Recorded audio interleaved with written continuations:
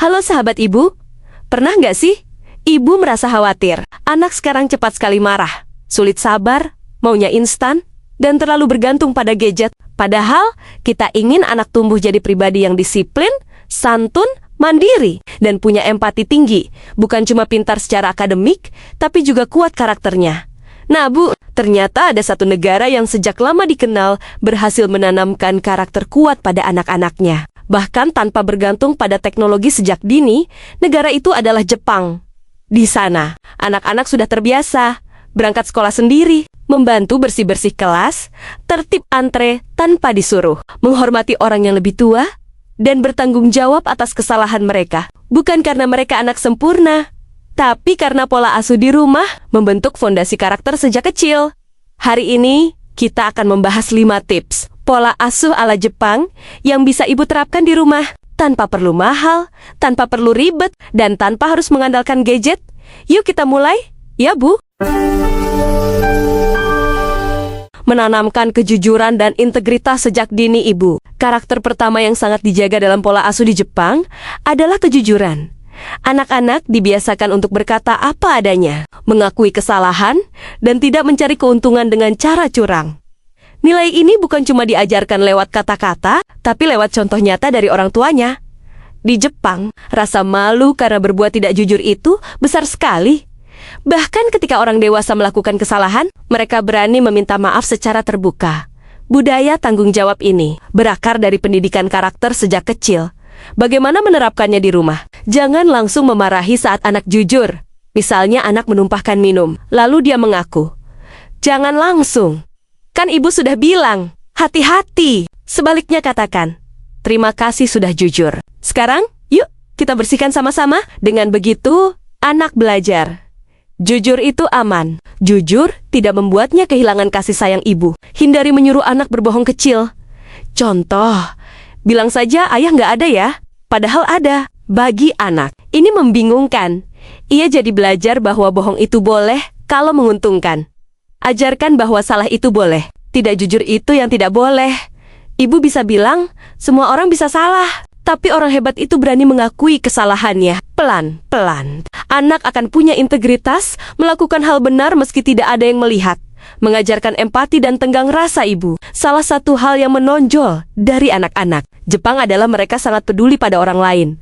Ini karena sejak kecil mereka diajarkan empati. Empati artinya kemampuan merasakan apa yang orang lain rasakan. Anak tidak hanya memikirkan dirinya sendiri. Di rumah, orang tua sering mengajak anak berpikir, kalau kamu di posisi dia, bagaimana perasaanmu? Cara melatih empati di rumah yaitu, biasakan membahas perasaan orang lain.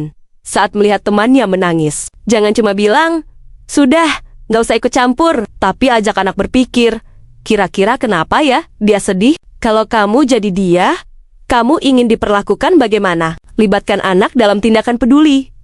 Contoh kecilnya, mengantar makanan ke tetangga sakit, berbagi mainan yang masih bagus, memberi tempat duduk untuk orang tua, jangan hanya menyuruh. Jelaskan, kita bantu, karena mungkin dia lagi butuh pertolongan. Kurangi kalimat yang terlalu berpusat pada anak.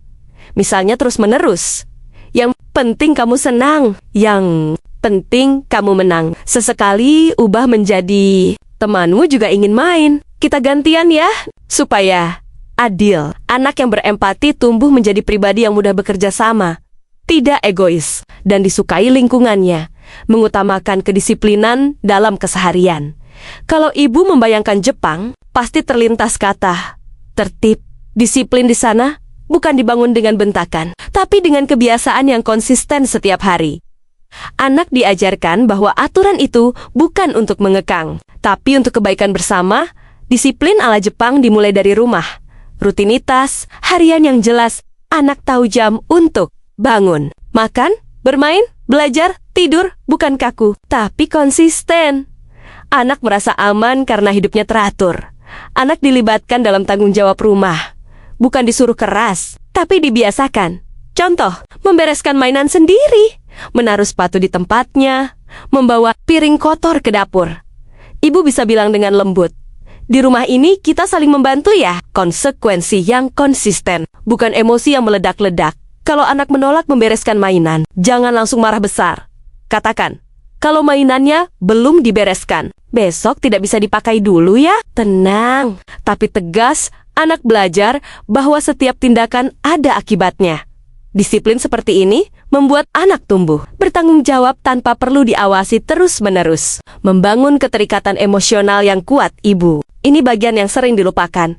Di Jepang, meski disiplin tinggi, hubungan ibu dan anak tetap hangat dan dekat.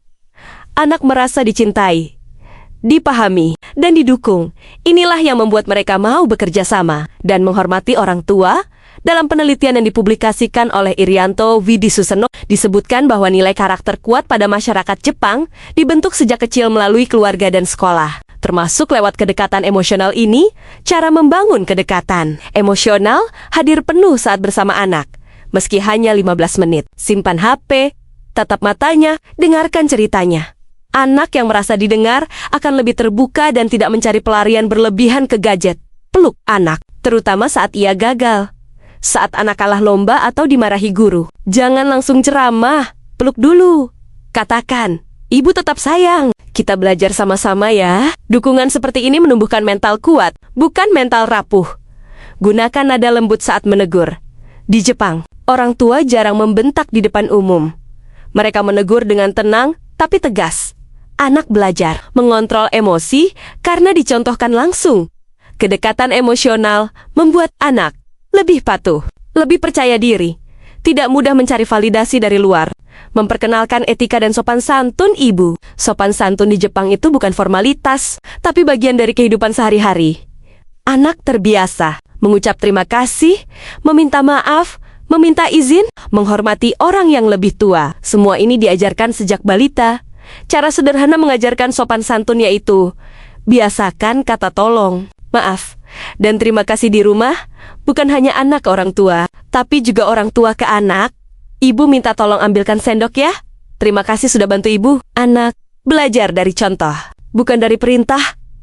Ajarkan meminta izin saat meminjam barang, saat anak ingin mainan temannya. Kita tanya dulu ya, boleh pinjam atau tidak? Kalau diberi, ajari bilang terima kasih. Kalau ditolak, ajari menerima dengan lapang. Latih adab di tempat umum. Pelan-pelan ajari, tidak berteriak di tempat umum. Antre dengan tertib, menghormati orang lain, bukan dengan ancaman, tapi dengan penjelasan. Kita jaga kenyamanan bersama ya, nilai penting. Ganbaru yaitu semangat tidak mudah menyerah. Salah satu filosofi hidup yang kuat di Jepang adalah ganbaru, yaitu semangat untuk terus berusaha dan tidak mudah menyerah. Anak-anak dibiasakan menyelesaikan tugasnya, tidak langsung berhenti saat sulit. Ibu bisa menanamkan ini dengan kalimat seperti, coba lagi pelan-pelan ya. Ibu tahu ini sulit, tapi kamu pasti bisa belajar. Yang penting berusaha, bukan harus langsung bisa. Hindari langsung menolong setiap kali anak kesulitan. Dampingi, bukan ambil alih. Anak jadi punya daya juang, bukan mental mudah menyerah. Sahabat ibu, mendidik anak disiplin dan santun itu bukan hasil semalam, tapi dari kebiasaan kecil yang dilakukan setiap hari dengan sabar dan konsisten. Dari Jepang kita belajar bahwa karakter anak dibentuk lewat kejujuran, empati, disiplin, kedekatan emosional, sopan santun, bukan lewat gadget mahal, bukan lewat marah-marah, tapi lewat keteladanan dan kebiasaan di rumah, mulai pelan-pelan. Ibu, tidak harus langsung sempurna. Satu kebiasaan baik hari ini, dampaknya bisa terasa sampai anak dewasa nanti. Karena pada akhirnya, yang paling diingat, anak bukan seberapa mahal mainannya, tapi bagaimana cara ibu memperlakukannya setiap hari. Semoga bermanfaat.